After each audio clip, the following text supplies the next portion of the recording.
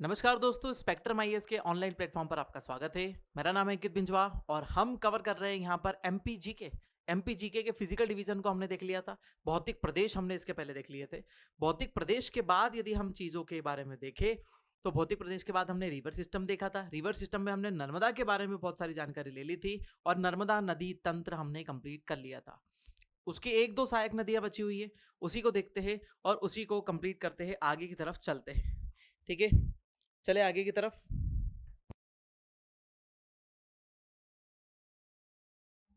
चलिए शुरू करें आज का सेशन, है ना। चलो, इसमें अब हमारी क्या आ जाती है, नर्मदा की सहायक नदियां आ जाएगी। कौन कौन सी नदी आ जाएगी, नर्मदा की सहायक नदियां। जैसे आपको पता है तवा, छोटी तवा, है ना। तो पहली नदी कौन सी आ गई हमारे पास, तवा नदी। कौन सी है, तवा नदी, जो नर्मदा की सहायक नदी है। नर्मदा की सहायक नदी, और यदि बोला जाए तो नर्मदा की सबसे बड़ी सहायक नदी यही है ना। नर्मदा की सबसे बड़ी सहायक नदी की बात की जाए तो तवा नदी ही नर्मदा की सबसे बड़ी सहायक नदी है। यह नदी मध्य प्रदेश के होशंगाबाद जिले से, है ना, होशंगाबाद जिले से निकलती है, जिसमें पर्वत श्रृंखला कौन सी शामिल है, महादेव पर्वत श्रृंखला शामिल है। ये देखिए, है ना, यहाँ पर आ जाता है होशंगाबाद, होशंगाबाद क्षेत्र से निकलती है ना, और जाकर किसमें मिल जाती है, नर्मदा नदी में मिल जाती है। होशंगाबाद के महादेव श्रेणी से निकलती है ना। श्रेणी की काली भीत पहाड़ियों से निकलती है। कौन सी पहाड़ियां, काली भीत पहाड़ियों से ये निकलती है, ठीक है, जो इटारसी और नरसिंहपुर जिले में प्रवाहित होती है। महत्वपूर्ण है ना। पूछा जाता है कौन कौन से जिले में प्रवाहित होती है, तो इटारसी और नरसिंहपुर जिले में ये बहती है, ठीक है। देखो यहीं पर इटारसी है और नरसिंहपुर आपको यहीं दिखाई देगा। ये रहा नरसिंहपुर, ये रहा, और ये रहा इटारसी, यहीं पर पड़ेगा आपका, ठीक है। और इन क्षेत्रों में ये बहती है, इन क्षेत्रों में बहती है ना। उसके अलावा इटारसी और नरसिंहपुर में बहती है, विस्तृत रूप धारण कर लेती है ना। इटारसी और नरसिंहपुर के बाद क्या हो जाती है, प्रवाहित होती हुई एक बड़ी धारा के रूप में बदल जाती है, और है ना बांद्रामान के समीप नर्मदा में मिल जाती है। किसके समीप मिल जाती है, बांद्रामान के समीप नर्मदा नदी के अंदर विसर्जित हो जाती है। इसकी कुल लंबाई की बात करें तो 172 किलोमीटर इसकी कुल लंबाई है। नर्मदा की सभी सहायक नदियों में सबसे बड़ी सहायक नदी हो जाएगी। 172 किलोमीटर की इसकी लंबाई हो जाती है। इसके साथ में मिलने वाली नदियों की बात करें तो देनवा हो जाती है ना, मालिनी हो जाती है ना, सुखतवा हो जाती है। इसकी प्रमुख सहायक नदियों के रूप में होती है। यदि आपसे पूछा जाए, है ना, कि तवा नदी के बारे में बताइए, तो सीधा सीधा होशंगाबाद जिले से निकलती है, नरसिंहपुर इटारसी में बहती है ना, बांद्रामान के समीप नर्मदा में मिलती है, और उसकी सहायक नदियां देनवा, मालिनी और सुक्ता है, जिसकी लंबाई 172 किलोमीटर होती है। सीधे सीधे 2 मार्कर का क्वेश्चन यहां पर बनता है। बहुत सारे 2 मार्कर क्वेश्चन हमने देखे, है ना, पहले ही बता चुका हूं, अभी भी हमने देखा 2 मार्कर का सीधा क्वेश्चन यहां पे बनता है। तवा के बाद आती है छोटी तवा, बैतूल जिले से। कहां से निकल रही है, बैतूल जिले। ये रही होशंगाबाद और ये रहा बैतूल नीचे। जिनको डार्क कर रखा है वो जिले उनकी लोकेशन है ना, ये बैतूल जिले की लोकेशन है। तो बैतूल जिले से छोटी तवा, है ना, वृक्षवा अपवाह, वृक्षाप अपवाह तंत्र के क्रम में निकलती है। मतलब कैसे निकलती है, वृक्षाप कैसा होता है, ऐसे, है ना, ऐसा वृक्ष जैसा दिखाई देता है। एक नदी तो प्रमुख होती है, इसके साथ में कुछ छोटी छोटी सहायक नदियां भी ऐसी मिल जाती है ना। छोटी छोटी धाराएं मिलती है, नदियां तो कैसे ही होगी, इसके साथ में छोटी छोटी धाराएं मिलती है और ऐसे वृक्ष जैसी आकृति बना देती है। तो वृक्षाप प्रकार का अपवाह तंत्र क्रम बनाती है। यह आवना, सुक्ता नदियों से मिलकर बनी हुई है। कौन कौन सी नदियों से मिलकर बनी हुई है, आवना और सुक्ता नदियों से मिलकर बनी हुई नदी है, ठीक है। यहां पर देखो सुख तवा है ना, यहां ध्यान रखना, सुख तवा है और यहां सुक्ता है, कंफ्यूज नहीं होना है, मिलकर बनी होती है। सुक्ता खान देश से बुरहानपुर में प्रवेश करती है। सुक्ता नदी जो होती है खान देश से बुरहानपुर में प्रवेश करती है ना। खंडवा के, हम बात करें खंडवा के उत्तर में आवना से मिल जाती है, ठीक है। फिर आवना से सुक्ता जो होती है आवना से मिल जाती है और बुरहानपुर और क्षेत्र में बहने वाली एक धारा है ना, बुरहानपुर क्षेत्र में बहती है, ठीक है। अगली नदी की बात करें तो गार नदी है, जो किसकी, नर्मदा की सहायक नदी है एक, है ना। सिवनी के है ना लखना क्षेत्र में से निकलती है। सिवनी के क्षेत्र से, लखना क्षेत्र से निकलकर कोयले की सकरी घाटी में, है ना, कोयले की सकरी घाटी में बहती हुई उत्तर की ओर जाकर नर्मदा के बाएं तट पर मिल जाती है ना। एक जो हमको नर्मदा के आसपास सतपुड़ा में जो कोयला क्षेत्र दिखाई देते हैं, उन कोयले क्षेत्र में यदि कोई नदी बहती हुई दिखाई देती है तो वो कौन सी है? गार नदी दिखाई देती है ना। तो नर्मदा के यहाँ पर कोयले की एक सकरी घाटी के रूप में ये घाटी में ये बहती है और आगे जाकर कहाँ मिल जाती है? नर्मदा में मिल जाती है। तो नर्मदा की क्या हो गई? सहायक नदियां हो गई। ठीक है, चलिए आगे बढ़ जाते हैं, अन्य नदियों के बारे में बात कर लेते हैं। तो आज की महत्वपूर्ण नदी है जो हम शुरू करने वाले हैं वो है ताप्ती नदी, है ना। आज की नदी कौन सी है? ताप्ती नदी के बारे में हम यहाँ पर बात कर लेते हैं कि ताप्ती नदी कहाँ पर है, कैसा क्षेत्र बनाती है। तो देखिए ताप्ती नदी का आपको पता है ना, और मैं बता भी देता हूँ, होशंगाबाद से, यहाँ से बैतूल से निकलती है ना, बैतूल से निकलती है और किस तरफ बहती है? पश्चिम की ओर बहने वाली दूसरी सबसे बड़ी नदी है भारत की, पश्चिम की ओर बहने वाली भारत की दूसरी सबसे बड़ी नदी है। अन्य बात की जाए तो पश्चिम की ओर बहती है, उसके अलावा ब्रंश घाटी में बहती है। कौन सी घाटी में? ब्रंश घाटी में प्रवाहित होने वाली ये प्रमुख नदी है नर्मदा के साथ। नर्मदा इधर से निकल के आती है ना, और उसी के पैरेलल में समानांतर ताप्ती नदी बहती है। ठीक है, तो हम ऐसे बात करें नर्मदा, फिर बीच में आ जाता है, देखिए ऐसी बात कर सकते हैं विंध्याचल, फिर आ जाती है नर्मदा नदी, फिर आ जाता है सतपुड़ा, ठीक है, फिर उसके बाद आ जाती है कौन सी? ताप्ती, फिर यहाँ पर आ जाता है दक्कन का पठार। ठीक है, लेकिन एक चीज याद रखिए कि हम यदि आगे पहले और बात करें तो पहले ये उसके उत्तर से ही निकलती है, सतपुड़ा के पहले उत्तर से निकलती है और फिर देन क्या हो जाती है? टर्न लेती है और जो अपना कौन सा क्षेत्र है यहाँ पर, जो क्षेत्र आ जाता है दक्षिण निमाड़ में अपना बुरहानपुर आ जाता है, बुरहानपुर के पहले थोड़ा सा टर्न लेके सतपुड़ा को क्रॉस करती है, टर्न लेके सतपुड़ा को क्रॉस करती है और सतपुड़ा के नीचे आ जाती है। बैतूल से जब निकल रही है तब तो उत्तर की ओर से बहती है, सतपुड़ा के उत्तरी छोर से निकलती है, ये याद रखना। सतपुड़ा यहाँ पर ऐसा फैला हुआ है, सतपुड़ा क्षेत्र की बात करें तो सतपुड़ा क्षेत्र आपको यहाँ पर ऐसा दिखाई देगा और सतपुड़ा क्षेत्र के पहले उत्तर की ओर से निकलती है। इसको पूरा क्लीन कर लेते हैं एक बार, फिर बताते है ना। ये सतपुड़ा क्षेत्र हो गया, सतपुड़ा क्षेत्र के पहले उत्तर की ओर से ऐसी प्रवाहित होती हुई आती है और फिर देन इसको क्रॉस करती है और यहाँ से महाराष्ट्र और किसमें आगे जाकर गुजरात में चली जाती है। तो ये उत्तरी किनारे से ही निकल रही है सतपुड़ा के और देन सतपुड़ा को क्रॉस करके दक्षिण की ओर आ जाती है। लेकिन मुख्य प्रवाह जो दिखाई देता है सतपुड़ा के दक्षिण में ही दिखाई देता है, सतपुड़ा के दक्षिण में ही मुख्य रूप से बहेगी। सतपुड़ा ये जा रहा और ये यहाँ पर ये नदी इस ओर बहेगी, उद्गम उसी तरफ से होता है, बैतूल में मुल्ताई से होता है। चलिए आगे बात कर लेते हैं नदी के बारे में, है ना। कौन सी नदी कैसी है? ताप्ती का नाम उत्पत्ति, है ना, नाम की उत्पत्ति संस्कृत के है ना पात शब्द से हुआ है ना, किस शब्द से हुआ है? पात शब्द से हुई है ना। तापी या ताप्ती मध्य प्रदेश के, देखो तापी भी बोल सकते हैं, ताप्ती भी बोल सकते हैं, क्योंकि लोकल लोग जो जिस नाम से जानते हैं उस नाम से भी नदी को जान लिया जाता है, जैसे तापी हो गई, है ना। उसके अलावा भारत में 3 या 4 काली नदियां हैं, है ना। काली नदी कितनी है? 3-4 प्रकार की काली नदियां। तो हर जगह जहां पर नदी का जो कलर होता है चेंज हो जाता है तो वहां पर उस नदी का नाम वैसे रख दिया जाता है ना। पुराने समय से ये चीजें चली आ रही है ना। कहां से निकलती है? बैतूल जिले के मुल्ताई से निकलती है। कहां से? बैतूल जिले के मुल्ताई से निकलकर मूल ताप्ती नगर के पास सतपुड़ा के दक्षिण में 762 मीटर के ऊंचाई से निकलती है ना। ये किस तरफ आ जाएगी? सतपुड़ा के, है ना। ये हो जाता है हमारा, यहाँ पर याद रखना दक्षिण छोर से निकलती है, लेकिन ये फिर क्या हो जाती है ना। पहले यहाँ पर दक्षिण छोर से निकलती है लेकिन ये छोर बदल के किस तरफ आ जाती है? उत्तरी तरफ बहाव हो जाता है और फिर उसके बाद वापस कहाँ चली जाती है? दक्षिण की ओर चली जाती है। मतलब ये काटती है किसको? ये काटेगी सतपुड़ा को क्रॉस करके इस तरफ आती है ना। मतलब देखिए ऐसी बात करें कि सतपुड़ा का ये क्षेत्र है, इस तरफ से निकलती है ना। यहां से जैसे सतपुड़ा की ये ऊंचा क्षेत्र है, एक ढाल उस तरफ है, एक ढाल इस तरफ है, ये दक्षिणी ढाल है और ये उत्तरी ढाल है, ठीक है, वो नॉर्दर्न स्लोप है। अब यहां से निकलती है, थोड़ा सा इधर बहती है और देन उधर की तरफ चली जाती है, फिर इधर से जाकर बुरहानपुर के आसपास इधर चली जाती है, ऐसा। तो मुख्य रूप से सतपुड़ा को क्रॉस करके आती है बीच में से, ये सतपुड़ा को बीच में से क्रॉस करेगी और ऐसी निकल के इधर आ जाती है, ठीक है ना। कितनी ऊंचाई से? 762 मीटर की ऊंचाई से निकलती है। यह नदी पूर्व से पश्चिम की ओर, है ना, नर्मदा के समानांतर ये प्रवाहित होती है ना, पूर्व से पश्चिम की ओर नर्मदा के समानांतर बहती है ना। और कैसे बहती है? घाटी, कौन सी घाटी? भ्रंश घाटी, है ना, भ्रंश घाटी के रूप में बहती है। कैसी घाटी बनाती है ये? भ्रंश घाटी के रूप में बहती है और भ्रंश घाटी बनाकर सीधे पश्चिम की ओर बहने लगती है। और अंतिम रूप से कहां जाती है? खंबात की खाड़ी, खंबात की खाड़ी। चलो एक बार पूरे भारत के नीचे वाले मैप की बात कर ले, है ना। गुजरात से लेकर हम पश्चिम बंगाल तक का मैप बना लेते हैं।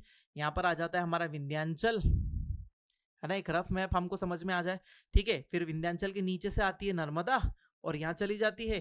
फिर उसके बाद नीचे आ जाता है सतपुड़ा, ये सतपुड़ा क्षेत्र हो गया। सतपुड़ा में इधर से ये नदी निकलती है, इसे क्रॉस करके यहाँ खंबात की खाड़ी में आ जाती है। तो गुजरात का जो नीचे वाला हिस्सा है ये खंबात की खाड़ी कहलाता है। इसमें ये नदी क्या हो जाती है? विसर्जित होती है, या फिर मुहाना इसका होता है। विसर्जन बोल दो, मुहाना बोल दो, एंडिंग पॉइंट बोल दो, नदी खत्म हो जाती है ना।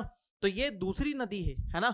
पठार से निकलने वाली, जो मध्य प्रदेश से निकलने वाली सभी नदियों में ये दूसरी नदी है जो समुद्र में मिलती है। उसके अलावा अन्य कोई नदी समुद्र में नहीं मिलती। माही एक और आ जाएगी, छोटी सी नदी है माही नदी, भी क्या हो जाएगी? सीधे समुद्र में चली जाती है, वो भी खंबात की खाड़ी के अंदर ही जाएगी, ठीक है। ये दूसरी नदी है जो सीधे सीधे समुद्र में जा रही है मध्य प्रदेश में निकलने के बाद। इसकी लंबाई कितनी होती है? 724 किलोमीटर की लंबाई इसकी है, 724 किलोमीटर की लंबाई देखने को मिलती है। उसके अलावा पूर्वा, गिरना, बोरी, है ना, पांचरा, है ना, बाघुड़, बाघुड़ हो गया, ठीक है, और शिवा, ताप्ती की अन्य सहायक नदियां हो जाती है, ठीक है।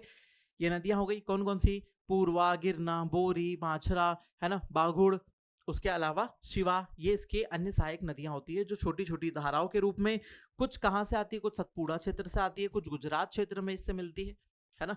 ये सहायक नदियां हो गई, है ना। इसे सूर्यपुत्री भी कहा जाता है, इंपॉर्टेंट है ना, इंपॉर्टेंट है, चीजें याद रखिएगा। इसे सूर्यपुत्री भी कहा जाता है। हम थोड़ा सा हम कंफ्यूज हो जाते हैं सूर्यदेव में और शिव जी में, है ना। वहां पर कंफ्यूजन का पॉइंट ये हो जाता है कि शिव तनया कहा जाता है उन्हें, है ना। तो हमको लगता है कि सूर्य से उत्पन्न हो जाती है, तो हम सूर्यदेव और शिव जी में कंफ्यूज हो जाते हैं, ठीक है। तो यहाँ पर सूर्यपुत्री के नाम से भी इन्हें जाना जाता है ना। ताप्ती मतलब क्या? ऐसा समझ सकते हैं, ताप, ताप्ती मतलब ऐसे समझ सकते हैं, ताप, ताप किस में है? सूरज में, और सूरज से उत्पन्न होगी तो कौन सी नदी होगी? सूर्यपुत्री होगी, है ना। मध्य प्रदेश के बैतूल जिले से, बैतूल जिले में स्थित सतपुड़ा पर्वत श्रेणी के अंतर्गत काली सिंध पहाड़ी के सबसे ऊंची चोटी से मुल्ताई से निकलती है। यदि हम और एक्सप्लेन करते हैं उसको, तो कहां से? काली सिंध पहाड़ी के सबसे ऊंची चोटी जो मुल्ताई है ना, वहां से ये निकलती है, ठीक है।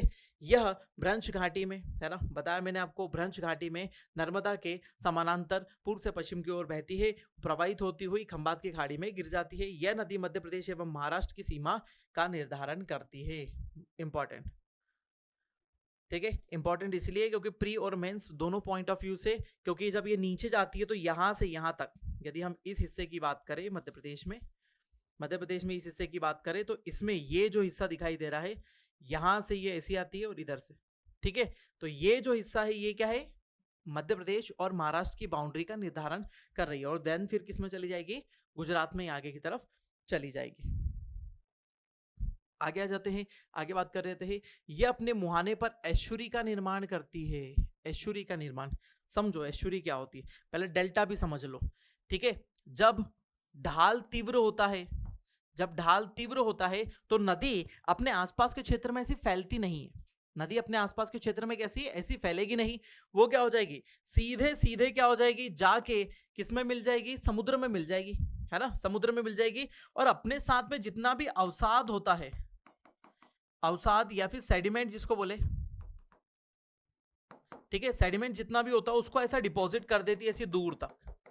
यदि नर्मदा नदी के मुहाने पर देखेंगे तो आसपास आपको ऐसी दूर तक जाती हुई स्लीट, मिट्टी, कीचड़, गाद का ऐसा क्षेत्र दिखाई देगा। तो ऐसे दूर तक ऐसा फैल जाता है, ठीक है। तो ऐसे स्थलाकृति को, जो किससे बनी हुई है? ऐसी नदियां जिनका ढाल तीव्र होता है या भ्रंश घाटी में बहती है, वो एक ऐसी स्थलाकृति का निर्माण करती है जो क्या करती है? समुद्र में अंदर की तरफ एक ऐसा उथला क्षेत्र बना देती है, जिसे क्या कहा जाता है? एश्चुरी, या इसे हम हिंदी में बोले तो ज्वार नदमुख के नाम से भी जाना जाता है, ठीक है। दूसरा, इसका कंपैरिजन हम किससे करते हैं? डेल्टा से करते हैं। अब डेल्टा में क्या होता है? स्लोप कम होता है। देखिए इसका स्लोप एकदम तीखा था, उसका स्लोप कम है। अब स्लोप कम है, ढाल कम है, तो नदी कैसी होगी? ऐसी बिखरती चली जाएगी, आगे जाकर वितरिकाओं में टूटती चली जाएगी, छोटी छोटी धाराओं के अंदर ऐसी बिखर जाएगी। ढाल कम होगा तो कम ढाल पर ऐसी बिखर जाएगी। अब इसका शेप कैसा दिखाई दे रहा है? देखो ये ऐसा डेल जैसा दिखाई दे रहा है ना। विज्ञान में एक शब्द आता है डेल, है ना, इसलिए इसको क्या बोलते हैं? डेल्टा। तो ये दोनों ही जमाओं से बनी हुई स्थलाकृतियां हैं, है ना। एक को बोलते हैं एस्चुरी और एक हो जाती है डेल्टा। डेल्टा डेल जैसा स्ट्रक्चर होता है, इसीलिए इसका नाम डेल्टा बोला जाता है। ठीक है, चलिए, तो ये क्या बनाती है? एस्चुरी का निर्माण करती है। सर्वाधिक मिट्टी के टापू ताप्ती नदी में ही पाए जाते हैं, क्योंकि मिट्टी इतना जमाव कर देती है, तो इसीलिए यहाँ पर नदी के मुहाने में अंदर की तरफ भी कभी कभी टापू दिखाई देते हैं, और यहाँ पर भी छोटे छोटे छोटे छोटे आइलैंड दिखने को मिलते हैं इस एस्चुरी में। ऐसे मिट्टी जम जम के, क्योंकि हजारों लाखों साल से रिवर बह रही है ना। और नदी जितना अपर्दन करती है उतना किसी भी अन्य प्रकार से अपर्दन नहीं होता, वायु से भी नहीं होता, हिमानी से भी नहीं होता है। ठीक है, नदी बहुत ज्यादा अपर्दन करती है। अपर्दित करते करते उन टुकड़ों को यहाँ जमा देती है, छोटी मिट्टी, गाद, पत्थर, टुकड़े, सब, उससे टापुओं का निर्माण हो जाता है। मिट्टी के टापू सर्वाधिक यही पाए जाते हैं। स्वाली बंदरगाह, सूरत बंदरगाह, ताप्ती नदी गुजरात में ही स्थित है। कौन कौन से? स्वाली बंदरगाह और सूरत बंदरगाह। ताप्ती नदी नर्मदा के समानांतर सतपुड़ा व अजंता पर्वत के मध्य प्रवाहित होती है। ठीक है, तो हमने जो सीक्वेंस देखा था, सबसे पहले क्या देखा था? विंध्याचल, है ना। सबसे पहले हमने देखा विंध्याचल, फिर आ गई नर्मदा, फिर उसके बाद कौन आ जाती है? सतपुड़ा, फिर ताप्ती, है ना, ताप्ती। फिर हमने दक्कन का पठार देखा, दक्कन के ऊपर कौन सी श्रृंखला के बारे में बात करी उनने? तो ताप्ती नदी जो प्रवाहित होती है वो समानांतर पर्वत श्रृंखला और अजंता पर्वत। तो यहाँ पर कौन सा आ जाता है? अजंता पर्वत, है ना, जो मैंने आपको ज्योग्राफी में भी बता रखा है, पठारी क्षेत्र का उच्चतम हिस्सा। ज्योग्राफी वाले सेक्शन में भी मैंने इंडियन ज्योग्राफी में पढ़ाया हुआ है ये वाला हिस्सा। ठीक है, ताप्ती नदी नर्मदा के समानांतर, ये तो हो चुका, है ना। और उसके बाद स्वाली बंदरगाह, सूरत बंदरगाह ताप्ती नदी के गुजरात में स्थित है। ठीक है, चले आगे। चलिए, ये तो था हमने क्या, पूरा डाटा को हमने एनालिसिस कर लिया। अब थोड़े से डायग्रामेटिक भी देख लो इसको, है ना। डायग्राम की बात करें तो ये हमारी आ रही है नर्मदा आपको दिखाई दे रही है। ये भ्रंश घाटी में बहती हुई किधर? पश्चिम की ओर जा रही है, और इधर से आ रही है बैतूल से। देखिए, बैतूल से निकलती हुई ये नदी आ रही है, बैतूल के मुल्ताई से निकलती है, और मुल्ताई से निकलने के बाद ये सीधी सीधी कहाँ चली जाती है? इसी भ्रंश घाटी में बहती हुई इधर चली जाती हुई। इधर क्या दिखाई दे रहा है आपको? अजंता पर्वत दिखाई दे रहा है। यहाँ पर अजंता पर्वत, इधर क्या है? ये सतपुड़ा है ब्लू कलर का, ये महादेव पहाड़ियां हैं। महादेव पहाड़ियों के बाद ये सतपुड़ा है, और ये भ्रंश घाटी है जिसमें ये नदी प्रवाहित हो रही है, और किधर जा रही है? पश्चिम की ओर जा रही है ना। राज्यों की बात करें तो शुरुआत कहां से होती है? एमपी से शुरुआत हो जाती है, एमपी से। एमपी से निकलने के पश्चात ये कहां नीचे उतरती है? महाराष्ट्र में उतरती है, और महाराष्ट्र से उतरने के पश्चात आखिरी में गुजरात में, है ना, गुजरात में ये अपना मुहाना बनाती है। अंतिम रूप से गुजरात में खंबात की खाड़ी में ये अपना मुहाना बना देती है। ठीक है, जो हमने छोटी तवा की बात करी, छोटी तवा ये रही, उसकी सहायक नदियां ये रही, तवा के अन्य सहायक नदियां बता दी हमने। ठीक है, देनवा और शेर, बंजर, ये हमने पहले भी डिस्कस कर चुके थे, है ना। तो ये भ्रंश घाटी में पश्चिम की ओर बहने वाली नदी है, दूसरी सबसे बड़ी। चलिए आगे देख लेते हैं, और भी डायग्राम्स है हमारे पास। ठीक है, अब इसकी बात करें तो बैतूल के मुल्ताई से निकलती है। ठीक है, अब इसमें कुछ डायग्राम में डाटा भी डाला हुआ है। ठीक है, मध्य प्रदेश और महाराष्ट्र की सीमा, है ना, हननूर बांध महाराष्ट्र में इसके ऊपर बना हुआ है, जहां पर यह सीमा बनाती है। जैसे हमने आखिरी में बात करी थी लास्ट वाले सेक्शन में, मैप पर यदि बताएं तो यहां पर ये जो है, ये जो सेक्शन है, यहां पर बांध बना हुआ है। किसके ऊपर? ताप्ती नदी के ऊपर बांध बना हुआ है, क्योंकि यहीं पर ये सीमा बनाती है, और उसी के साथ में यहीं पर क्या बना हुआ है? एक बांध बना हुआ है, हन्नूर बांध बना हुआ है। कहां पर? महाराष्ट्र में। ठीक है, इसकी सहायक नदियों की बात करें तो दाईं ओर से मिलने वाली, क्योंकि नदी का जो धारा है वो इस ओर बह रही है, यदि इस ओर बह रही है तो क्या हो जाएगा? इसका दाया किनारा ये बाया किनारा हो जाता है। ठीक है, तो सबसे पहला आपको बांध कौन सा दिखाई दे रहा है? पारस डोह दिखाई दे रहा है, जो बैतूल में ही दिखाई दे रहा है आपको। ठीक है, फिर उसके बाद चांदोला बांध दिखाई दे रहा है, जो इसी के ऊपर ही मौजूद है, जो मध्य प्रदेश में ही है। ठीक है, आगे की बात करें तो यहाँ पर जो हमको हननूर बांध दिखाई दे रहा है, मध्य प्रदेश और किसकी सीमा? महाराष्ट्र की सीमा पर दिखाई देता है। ठीक है, ये रहा हथनूर बांध या हननूर बांध। ठीक है, हथनूर बांध, ये दोनों सीमा यहाँ पर बन रही, देखिए ये फ्लैट लाइन है, तो मध्य प्रदेश और महाराष्ट्र है दोनों, इस तरफ मध्य प्रदेश, इस तरफ महाराष्ट्र आपको दिखाई देगा। ठीक है, जलगांव के पास में। आगे की तरफ पढ़े तो इसके ऊपर कौन सा आ जाता है, उकई परियोजना, है ना, और उसके बाद जलाशय वल्लभ सागर, जलाशय कौन सा आ जाता है, वल्लभ सागर जलाशय, और यहाँ पर उकाई नदी परियोजना आ जाती है। ठीक है, अब एक चीज याद रखो, है ना, दो चीज है, पहला एक हो जाता है बांध, जो लिखा हुआ है बांध, बांध देखो यहाँ लिखा है बांध, ये लिखा है बांध, बांध का मतलब ऐसा होता है कि वहां पे पानी रोककर आपने क्या करा है, बिजली बनाने का प्रयास करा है, या फिर किसी एक दो विशेष काम के लिए पानी रोक रखा है आपने, और उस पानी को हम इधर उधर दे देते हैं, जैसे हमने बिजली बनाने के लिए पानी रोक रखा है। दूसरी बात हमने क्या कर रखी है कि किसी इंडस्ट्री को या फिर किसी थर्मल पावर प्लांट को हमने पानी देने के लिए रोक रखा है। लेकिन जब नाम आ जाता है क्या, परियोजना, परियोजना नाम आ जाता है, तो परियोजना का मतलब ये हो जाता है कि वो एक उद्देश्य को नहीं, एक से ज्यादा उद्देश्यों की पूर्ति कर रही है।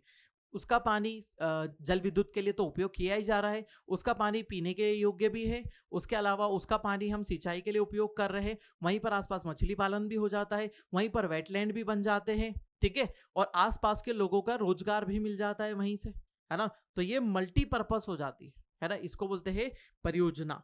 ठीक है, जलाशय वल्लभ सागर जलाशय भी आपको यहीं पर दिखाई देगा। ठीक है, उसके अलावा बात करें, इसे सूर्यपुत्री या फिर तापी नदी के नाम से भी जाना जाता है।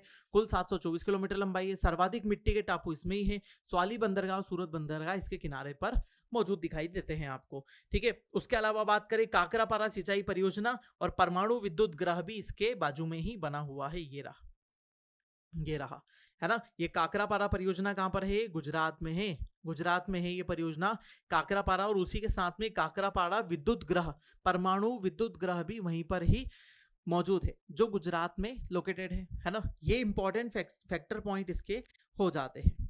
ठीक है, उसके अलावा अन्य जो कुछ चीजें भी दिखाई दे रही है, जैसे गोमे नदी यहाँ पर दिखाई देती है, अरुणावती आपको दिखाई दे रही है, अनेर दिखाई दे रही है, सुकी या सुक्ता नदी दिखाई दे रही है, पूर्णा इधर से दिखाई दे रही है ना, वागर नदी दिखाई दे रही है, वागर हो गई, पंजरा हो गई, अमरावती नदी हो गई। ठीक है, ये क्या है, छोटी छोटी नदियां है ना, क्योंकि भारत में नदियों के नाम मल्टीपल है ना, एक ही नदी आपको बहुत सारी जगह पर अलग अलग नामों से दिखाई देगी, बड़ी बड़ी नदियों को छोड़कर, बड़ी नदियों को छोड़कर बहुत सारी नदियां ऐसी आपको देखने को मिल सकती है, जो अजंता पर्वत से इधर की तरफ निकल रही, देखिए अमरावती निकल रही है, पंजरा निकल रही है। ठीक है, इधर की तरफ आ जाते हैं तो वागर नदी है, ठीक है, वागर नदी है, जलगांव तरफ जा रही है, पूर्णा नदी हो गई, सुक्ता, अनेर, है ना, अरुणावती, गोमे नदी हो गई। हाँ, तो कुछ ही नदियां इसके साथ में चलती है। चले आगे, चलिए, है ना, तो इसको एज इट इज बना सकते हैं, सेम चीज है ना, और बढ़िया इसको बनाए और अपनी कॉपी को और ज्यादा अट्रैक्टिव बना ले, जिससे आपको ज्यादातर चीजें याद रहें। ठीक है, उसके अलावा देखो, पश्चिम की ओर बहने वाली अन्य नदियों में बात करें तो आपको माही भी दिखाई देती है, जैसे लूनी, लूनी कहाँ से आती है, लूनी आ रही है हमारे कहाँ से, राजस्थान से आ रही है, और वो भी अरावली पर्वत से निकलती है, अरावली पर्वत से निकलती है। ठीक है, फिर उसके बाद उसकी सहायक नदी कौन सी, जोजड़ी, है ना, लूनी की सहायक नदी कौन सी आ रही है, जोजड़ी, जो राइट से आ रही है। उसके अलावा, है ना, बंडी नदी है, लीलड़ी है, मीठड़ी है ना, सूखड़ी है, ये सब नदी क्या है, जवाई है, ये सब लूनी नदी की सहायक नदियां, क्योंकि पश्चिम की ओर बहने वाली नदियां पूछी है तो उसमें एक ये नदी भी होगी, ये भी ध्यान रखना। और लूनी नदी अच्छी खासी नदी है, लेकिन इसका कोई मुहाना नहीं है, इसका कोई मुहाना हमको दिखाई नहीं देता है, और ये सीधे सीधे कहाँ मिल जाती है, ये रन ऑफ कच्छ में गुम हो जाती है, क्योंकि ये सीजनल रिवर है, तो जब बरसात होती है तभी ये बहती हुई दिखाई देती है, और बाकी पूरा इसका जितना सेक्शन है सब सूख जाता है, पानी पूरा इसमें सूख जाता है। अगली बात करें हम, तो हमने यहाँ पर बात करी माही की, तो माही नदी हमको यहाँ पर दिखाई दे रही, माही नदी ये जा रही, इसको आगे भी हम देखेंगे। ठीक है, तो यहाँ पर अन्य नदी भी इसके साथ मिल जाती है। फिर इधर की तरफ से आ रही है नर्मदा, ये नर्मदा नदी बहती हुई जा रही है, ये सतपुड़ा आ रही है, तो 1 2 3 4 5, है ना, साबरमती नदी आपको दिख रही है ना, ये भी अरावली पर्वत से ही निकलती है, गोमे इसकी एक सहायक नदी देखने को मिलती है। ठीक है, तो साबरमती, लूनी, फिर उसके बाद माही, उसके बाद नर्मदा और ताप्ती। तो सबसे बड़ी नदी नर्मदा, दूसरी सबसे बड़ी नदी कौन सी, ताप्ती, तीसरी नदी कौन सी हो गई, तीसरी नदी लूनी, फिर चौथी नदी कौन सी, माही, और पांचवी नदी हो जाती है साबरमती। ये पश्चिम की ओर बहने वाली नदियों का क्रम है, छोटी से सॉरी बड़ी से लेकर छोटी तक। ठीक है, आगे बात कर लेते हैं। देखिए, वो हमारी हो गई कौन सी नदी, वो थी हमारी ताप्ती नदी। अब आ जाते हैं हम किसमें, फटाफट से चंबल नदी के बारे में बात करते हैं। चंबल नदी और उसकी सहायक नदियों के बारे में हम यहाँ पर एज इट इज वैसे ही देखने वाले जैसे हम देखते हैं। तो पहले थोड़ी सी है ना ज्ञानदादा वाली बात कर ले फटाफट जल्दी जल्दी, है ना। जैसे सबसे पहले बात करें कि ये कहाँ से निकलती है, इंदौर से निकलती है ना। कहाँ से निकलती है, इंदौर से निकलती है, इंदौर वाले क्षेत्र से निकलती है। और किस तरफ बहने वाली नदी है ये, उत्तर की ओर, है ना, उत्तर की ओर। उत्तर की ओर बहने वाली तो भारत की सबसे बड़ी, भारत की सबसे बड़ी, भारत की सबसे बड़ी उत्तर की ओर बहने वाली नदी है। इसके अलावा इससे बड़ी नदी कोई नहीं जो उत्तर की ओर बहती है। तो कौन सी नदी हमारी, चंबल नदी है, प्राचीन नदी है बहुत। उसके अलावा यदि हम बात करें कि उत्तर की ओर बहती हुई किसमें मिल जाती है, यमुना, यमुना में चली जाती है। ये भ्रंश बनाती है क्या, नहीं, ये भ्रंश में नहीं बहती है, लेकिन ये किसका निर्माण करती है, बीहड़, बीहड़ों का निर्माण करती है, जिसे बैडलैंड कहा जाता है, बैडलैंड या रिवाइंस, है ना, बैडलैंड या रिवाइंस कहा जाता है। रिवाइन बोल दो, बैडलैंड बोल दो। उजाड़ क्षेत्र को रिवाइन बोलते हैं, जहां पर क्या होता है, पानी की कमी होती है और ऐसे सूखे सूखे, है ना, नदी की घाटियां बनी हुई होती है ना। चलिए अब बात कर लेते हैं। प्राचीन काल में चरमावती के नाम से, किस नाम से, चरमावती, पुराना नाम पूछ लिया जाता है, चरमावती के नाम से जानी जाने वाली नदी वर्तमान में चंबल नदी है ना, वर्तमान में चंबल नदी के नाम से विख्यात है ना, चंबल नदी के नाम से इसे जानते हैं। यह नदी इंदौर जिले के, कहां से निकल रही है, इंदौर जिले, इंदौर से 2-3 नदियां निकलती है, ठीक है। जैसे हम यहाँ पर ये बात कर ले, फिर उसके बाद काली सिंध हो गई काकरी बार्डरी से, ठीक है। उसके अलावा शिप्रा की सहायक नदी हो गई, शिप्रा की सहायक नदी जो हो जाएगी वो भी 2 यहाँ से निकलती है। जैसे कौन सी, एक सरस्वती और एक कान्ह रिवर है, ठीक है। तो इंदौर भी एक ऐसा पठारी ऊंचा क्षेत्र है जहां से नदियों का उद्गम हो रहा है, ठीक है। इंदौर जिले के महू तहसील, इंदौर जिले के महू तहसील के समीप जाना पाव पहाड़ियां, कौन सी पहाड़ियां, जाना पाव पहाड़ियां। ये पहाड़ियां किसका हिस्सा है, विंध्याचल, है ना, किसका हिस्सा है, विंध्याचल। विंध्याचल का कौन सा हिस्सा, उत्तरी ढाल, विंध्याचल के उत्तरी ढाल से निकलती हुई कितनी, 854 मीटर की ऊंचाई, कितना, 854 मीटर की ऊंचाई से निकलकर उत्तर पूर्व की ओर बहती है। पहले उत्तर की ओर जाती है, फिर पूर्व की ओर बहना शुरू करती है। मध्य प्रदेश के, है ना, मध्य प्रदेश के धार, उज्जैन, रतलाम, मंदसौर जिलों में बहती है, ठीक है। क्योंकि इंदौर से निकलती है, फिर इस तरफ थोड़ा जाती है तो यहाँ पर धार आ जाता है, ठीक है। फिर उसके बाद रतलाम आ जाता है, यहाँ पर मंदसौर आ जाता है, मंदसौर नीमच को छूती हुई फिर कहाँ चली जाती है, यहाँ पर प्रवेश कर जाती है राजस्थान में।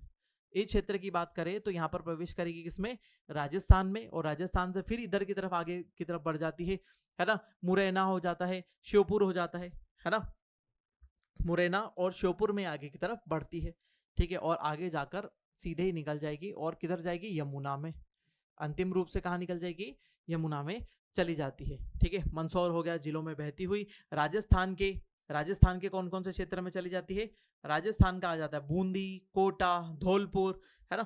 कुछ क्षेत्र को जब नदी थोड़ा सा भी छूती है या फिर बाउंड्री बनाती है, अर्थात उसके अंदर से बह रही है ना। यदि 2 क्षेत्रों की बाउंड्री बना रही है तो उससे होकर बह रही है, ये याद रखा जाता है, ठीक है। तो कौन कौन से हो गए, मध्य प्रदेश के धार, उज्जैन, रतलाम, मंदसौर जिलों से बहती हुई है, फिर बूंदी, कोटा, धौलपुर से बहती हुई है। फिर पूर्व की ओर, है ना, पूर्व की ओर बहती है तो उसमें कौन आ जाता है, इटावा, उत्तर प्रदेश में जाकर 38 किलोमीटर दूर, है ना, इटावा से 38 किलोमीटर दूर यमुना में मिल जाती है। तो अल्टीमेटली कहाँ मिलती है, इटावा में, है ना, इटावा के उत्तर में 200 किलोमीटर, 38 किलोमीटर दूर वहां जाकर मिल जाती है। मध्य प्रदेश की दूसरी सबसे बड़ी नदी है ना, मध्य प्रदेश की दूसरी सबसे बड़ी नदी हो जाती है। इसकी कुल लंबाई की बात करें, टोटल इंदौर से लेकर कहां तक, इटावा तक, टोटल लंबाई की बात करें तो कितनी हो जाती है, 965 किलोमीटर हो जाती है। कुल लंबाई 965 किलोमीटर है। यह उत्तर की ओर प्रवाहित होने वाली भारत की सबसे बड़ी नदी है ना। फैक्चुअल पॉइंट के हिसाब से बात करें, प्री मेंस दोनों के लिए इंपॉर्टेंट हो जाता है, ठीक है। महाभारत के अनुसार राजा रतिदेव, कौन थे, राजा रतिदेव ने अतिथियों के सत्कार के से मिले गायों को काटे गए चर्म से निकलने वाले रक्त से चंबल नदी का जन्म हुआ था, ऐसा बोला जाता है। महाभारत काल में जो थे राजा रतिदेव, है ना, उनने अपने अतिथियों के सत्कार के लिए जो गायों को काटा था और उनका जो रक्त वहां पे प्रवाहित हुआ, है ना, उससे ही क्या हो जाता है, इस नदी का निर्माण हो जाता है। तो चंबल का प्राचीन नाम क्या कहलाता है, चर्मावती, क्या कहलाता है, चर्मावती, व कामधेनु के नाम से भी जाना जाता है ना। तो चर्मावती हमने यहां देख लिया, और एक और आ जाती कामधेनु,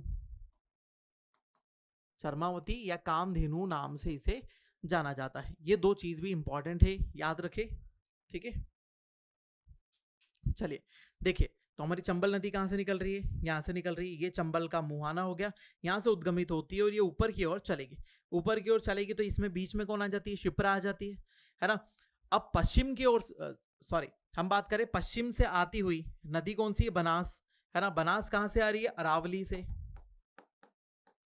अरावली से आने वाली नदी है बनास, जो आगे जाकर इसमें मिल जाती है। उसके अलावा काली सिंध मिलती है इसके साथ में, पार्वती मिल जाती है, काली सिंध, पार्वती, कूनो, ठीक है, ये सब इसकी सहायक नदी है। और अंतिम रूप से इटावा में, जैसा मैंने डायग्राम बनाया है वैसा भी आप बना सकते हैं पूरी तरीके से, है ना। जैसे यहीं पर लिख लिया जाना पाव, जाना पाव, जाना पाव पहाड़ियां, इंदौर, महू, और इसी के ऊपर पूरा मेंशन कर दो, है ना। मऊ, इंदौर, जाना पाव किस तरफ बह रही है वो तो आपको दिख ही रहा है। यहाँ पर इसकी सहायक नदियां भी हो गई जो आपको दिख ही रही है। उसके साथ में सिंध दिख रही है ना, जाती हुई यमुना में, फिर बेतवा दिख रही है यमुना में, फिर केन दिख रही है, फिर आगे सोन आ जाएगी, टोन्स आ जाएगी, वो नदियां भी आगे जाते हुए दिखेगी, दिखाई देगी। यहाँ पर गंगा आगे जाकर किस में मिल जाती है, यमुना, है ना, यमुना आगे जाकर गंगा में मिल जाती है। ये इसका क्या होता है, तंत्र होता है। तंत्र हमारे दिमाग में याद रहता है, इस कंपेरेटिवली हम उसको कैसा देखें, है ना, डायरेक्ट लाइन वाइज उसको पढ़े, ठीक है। तो ये भी वही तंत्र है ना, जो बना हुआ है किसका, है ना। तो यहाँ पर बात करें यमुना, तो यमुना क्या है, सबसे बड़ी सहायक नदी है ना, किसकी, गंगा की, है ना। ये भी याद रखो, गंगा की सबसे बड़ी सहायक नदी कौन सी है, यमुना नदी है। सबसे बड़ी सहायक नदी यमुना नदी है, जो कितना, लगभग 1,42,000 वर्ग किलोमीटर क्षेत्र को कवर करती है, जिसमें से, है ना, खुद की सहायक नदियों का भी क्षेत्र आता है, और किसके साथ में भी आता है, चंबल के साथ में भी इसका क्षेत्र कैलकुलेट किया जाएगा। इसके अंदर चंबल का भी क्षेत्रफल है, इसीलिए लिखा हुआ है यहाँ पे, है ना, मध्य प्रदेश में भी, क्योंकि यमुना तंत्र की बात की जा रही है, किसकी, गंगा नदी तंत्र में किसकी, यमुना की। तो यमुना सबसे बड़ी सहायक नदी है, जो इतने वर्ग किलोमीटर में, मतलब यमुना और उसके साथ जुड़ी हुई सहायक नदियां, उसका ये क्षेत्र हो जाता है 1,42,250 वर्ग किलोमीटर में फैली हुई है ना। 600 मीटर, 6,000 मीटर की ऊंचाई से निकलती है। कुल लंबाई की बात करें तो 1376, है ना, 1376 किलोमीटर, 1376 किलोमीटर हो जाता है। त्रिवेणी संगम कहा जाता है जिसे, जिसका पुराना नाम इलाहाबाद था और नया नाम वर्तमान में क्या है, प्रयागराज। शुरुआत प्रयाग से ही हुआ था, ठीक है, पहले प्रयाग से नाम शुरू हुआ, 3 नदियों का संगम है वहां पर, जिस पर वर्तमान में महाकुंभ लगा था, ठीक है, जो हर किसी एक स्थान पर बहुत लंबे समय के बाद आता है, 12 साल में एक बार लगता है। अगला महाकुंभ लगने, जो कुंभ लगने वाला है, सिंहस्थ जिसे कहा जाता है, वो लगेगा उज्जैन में, ठीक है। चलिए, तो त्रिवेणी संगम है, यहाँ पर कौन कौन सी नदियां आ जाती है, एक तरफ से आ जाती है गंगा, पुराने समय की बात की जाए, एक तरफ से आ जाती है यमुना, और यहाँ पर आ जाती है सरस्वती। 3 नदियों के संगम को त्रिवेणी संगम के रूप में जाना जाता है। वो इसीलिए इंपॉर्टेंट है क्योंकि ये इसके अंदर मिल रही है, इसीलिए हमको याद रखना है, सभी के लिए याद रखना है आपको, है ना। ये रही चंबल, चंबल, और फिर ये बहती हुई यहाँ पर आ रही है, ठीक है। और ये बीच का क्षेत्र क्या कहलाता है, दोआब कहलाता है।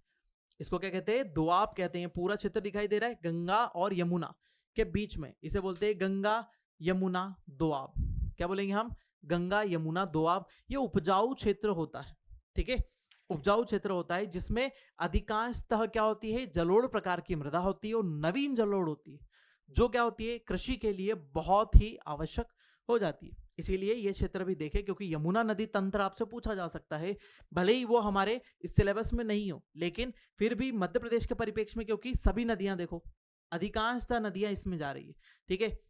उसके अलावा हम बात करें तो ये दोआब क्षेत्र हो गया, यहाँ से चंबल का रिवाइन क्षेत्र बना होता है, जो मैं आगे भी बताऊंगा, ठीक है। बनास नदी यहाँ से आ रही है, इसमें मिल जाती है। चलिए आगे बात करते हैं, तो यहाँ पर आपको क्षेत्र दिखाई दे रहा है, यहाँ से लेकर मध्य प्रदेश से लेकर यहाँ तक, इस क्षेत्र में पूरे ज्यादातर क्या दिखाई देते हैं, खड्डे दिखाई देते हैं, है ना, जहां नदी में अधिक पानी हो जाने से वो अपनी क्या हो जाती है, दिशा बदल लेती है, छोटी छोटी धाराओं के रूप में बढ़ के फिर एक ही धारा बन जाती है, ऐसी बह जाती है और फिर एक जगह वापस मिल जाती है। तो क्या होता है, जो छोटी छोटी खाइयां बनती है नदी के बहने से, है ना, वो क्या कहलाती है, खड्ड क्षेत्र कहलाते हैं, या रिवाइंस कहलाते हैं, या फिर बेडलैंड कहलाते हैं, या फिर हमारे क्या होते हैं, बीहड़ कहलाते हैं, है ना। यहां पर अपर्दन कौन सा होता है, यहां पर होता है गली इरोजन, गली इरोजन, या फिर अवनालिका अपर्दन, अवनालिका अपर्दन।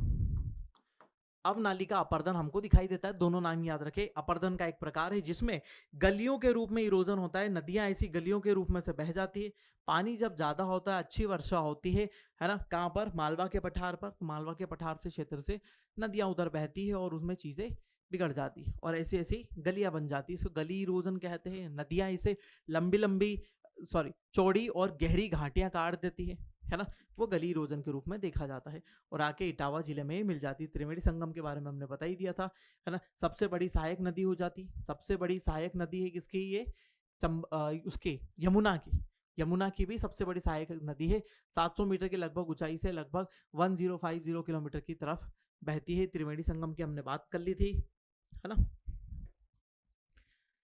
चलिए, है ना, जाना पाओ पहाड़ियों पे कौन सा पॉइंट आपको मिलता है, बांचू पॉइंट मिलता है। जाना पाओ पहाड़ियों का कौन सा, बांचू पॉइंट आपको मिलता है, जहां से ये निकल रही है। इसकी लंबाई 965 किलोमीटर, है ना।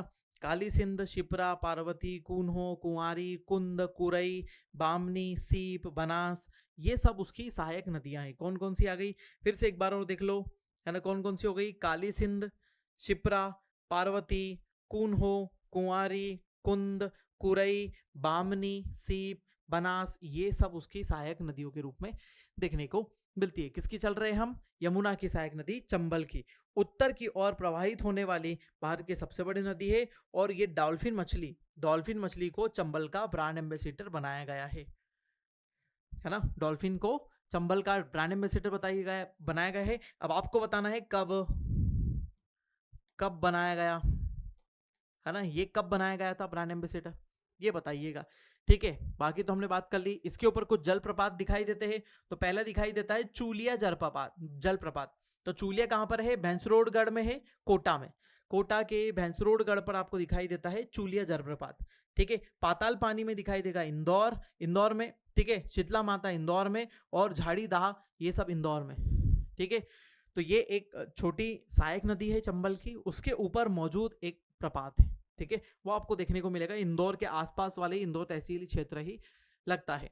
ठीक है, मतलब ये जो देखिए दोनों सब तीनों चारों जो जगह बताई गई है, पाताल पानी हो गया, शीतला माता फॉल हो गया, झाड़ी दाह हो गया, है ना, ये खतरनाक वाटरफॉल है ना। यहाँ पर बरसात के मौसम में जाना थोड़ा सा खतरनाक ही होता है ना, क्योंकि अचानक से यहाँ पर बाढ़ आ जाती है, फ्लैश फ्लड्स आती है, फ्लैश फ्लड्स या फिर अचानक आने वाली बाढ़।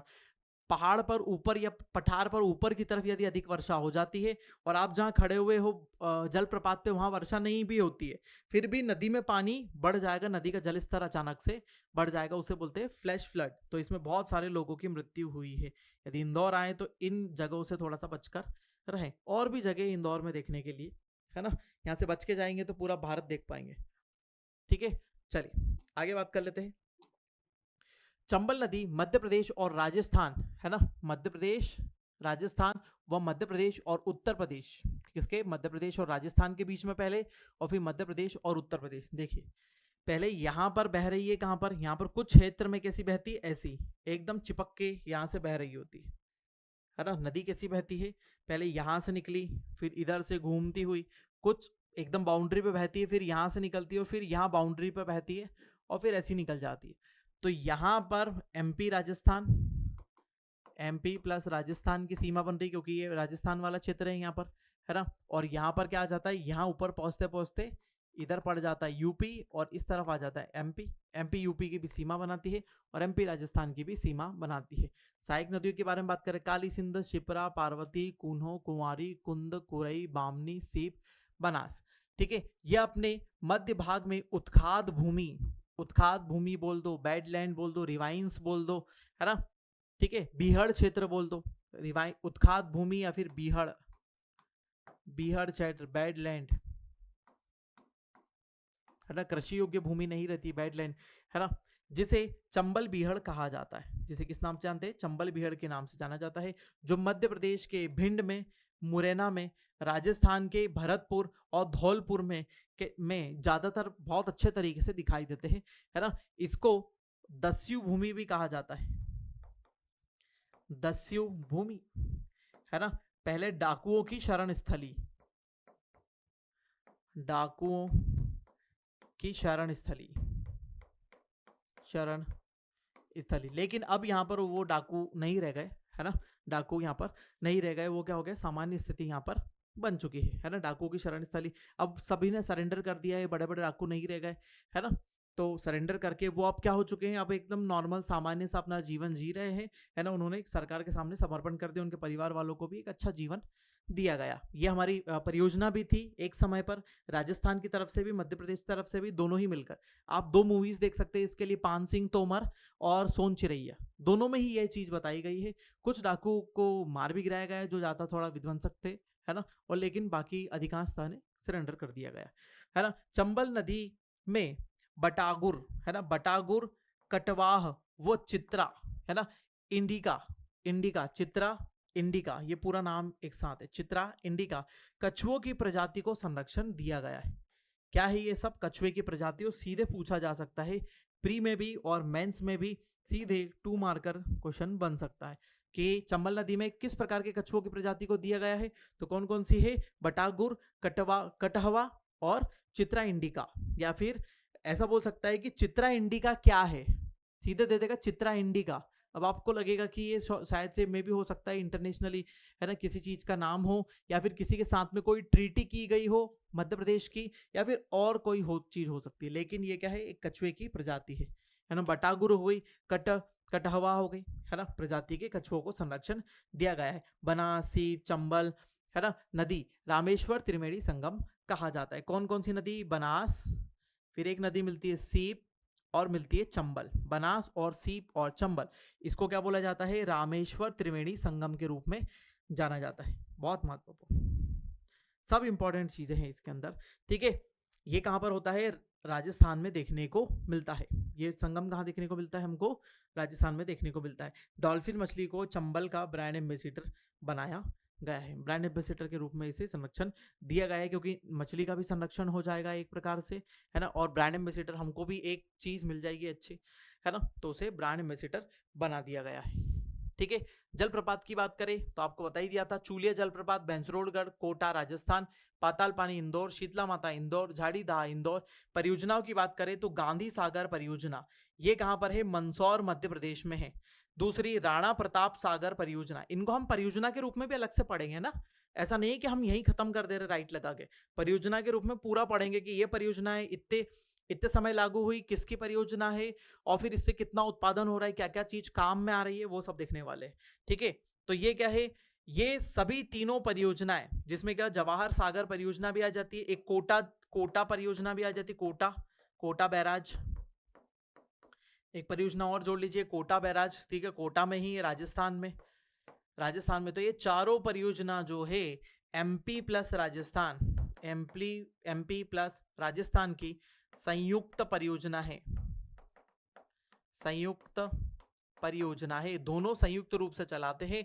मध्य प्रदेश को भी इसकी बिजली मिलती है, राजस्थान को इसका पानी और बिजली दोनों मिलता है। मध्य प्रदेश के भी ये सूखे क्षेत्र है ना, इसलिए बिजली पानी की दोनों को आवश्यकता है, इसलिए दोनों ने मिलकर बांध बनाया और फिर दोनों ने इसका जल विभाजन करके बराबर बांट लिया, ठीक है। इसलिए यहाँ पर परियोजनाओं में यहाँ पर कोई मतलब 2 राज्यों के बीच में कोई लड़ाई नहीं है ना, नॉर्मली यहाँ पर परियोजनाएं बढ़िया सी चला करती है, ठीक है। इसकी नदियों की बात करें, सहायक नदियों में एक शिवना नदी आती है, जो चंबल की एक सहायक नदी है। शिवना नदी राजस्थान के कहां से आती है, चित्तौड़गढ़ जिले से, राजस्थान के चित्तौड़गढ़ जिले से अरनोद तहसील के स्थित शिवना नामक ग्राम से इसीलिए उसका नाम शिवना रखा गया है ना। सोमाली, रेतम तथा गीड़ इसकी सहायक नदियों के रूप में देखी जाती है। इस नदी को, है ना, चौसला बांध निर्मित किया गया है। कौन सा बांध, चौसला बांध निर्मित किया गया है। इसकी सबसे महत्वपूर्ण विशेषता क्या है पता है, क्योंकि ये पशुपतिनाथ मंदिर जो है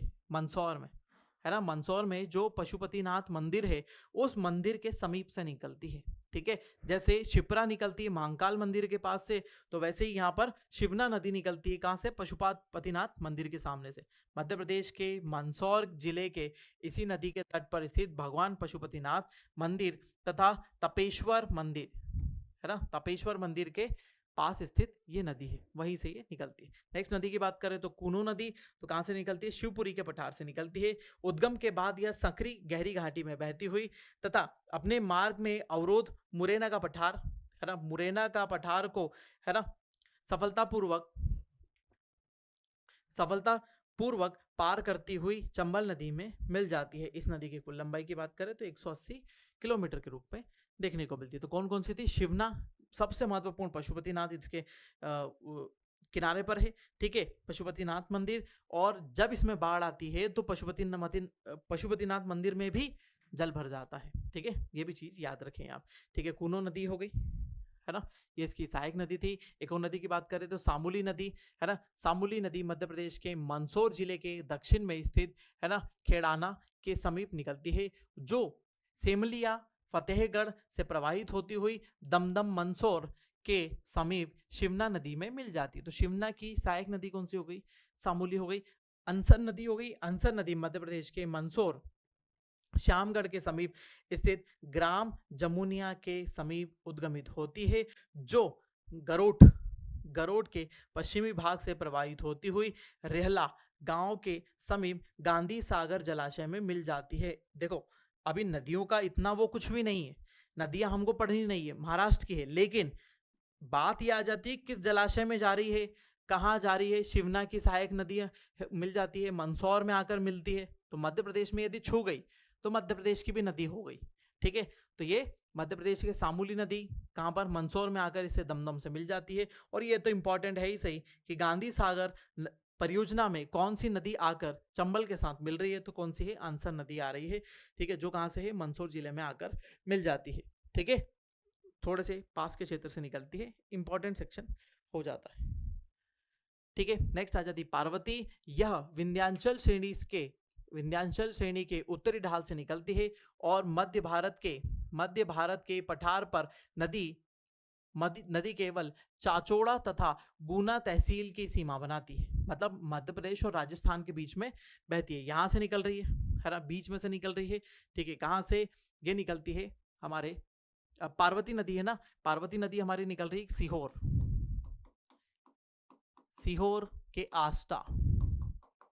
सीहोर की आष्टा तहसील से ही निकलती है, और ये ऊपर की ओर जाती है और आगे जाकर किसमें मिल जाती है, हमारी चंबल नदी में ही मिल जाती है। गुना तहसील के समीप 37 किलोमीटर बहती है और अंत में चंबल नदी में मिल जाती है। ठीक है, चंबल नदी की अच्छी सहायक नदी है, इसीलिए इसका नाम भी इंपॉर्टेंट है। सीहोर से निकलती है, अच्छी खासी लंबी बहती है और यहाँ पर आकर आगे जाकर मिल जाती है गुना के बाद। ठीक है, चलिए, तो यहां तक हमारा कौन सा तंत्र हो गया, दो। हमने कौन कौन से देख लिए, एक चंबल देख लिया और एक हमने देख लिया ताप्ती नदी तंत्र। ये दो बड़े और तंत्र थे, बाकी अन्य तंत्र जैसे जैसे देखते चलेंगे वो तंत्र छोटे छोटे होंगे। ठीक है, तो आज के लिए इतना ही रखते हैं। ये दो तंत्र थे हमारे बड़े, इनको याद रखिए, जैसा मैंने डायग्राम में बताया वैसा बनाइए। बहुत सारी फैक्चुअल चीजें हैं, प्री है मेंस है, दोनों के लिए ही याद रखें, है ना। चलिए, तो आज के लिए इतना ही। बने रहिए स्पेक्ट्रम आईएएस के साथ में। मेरा नाम अंकित बिंजवा, मिलते हैं नेक्स्ट सेशन में। नमस्कार।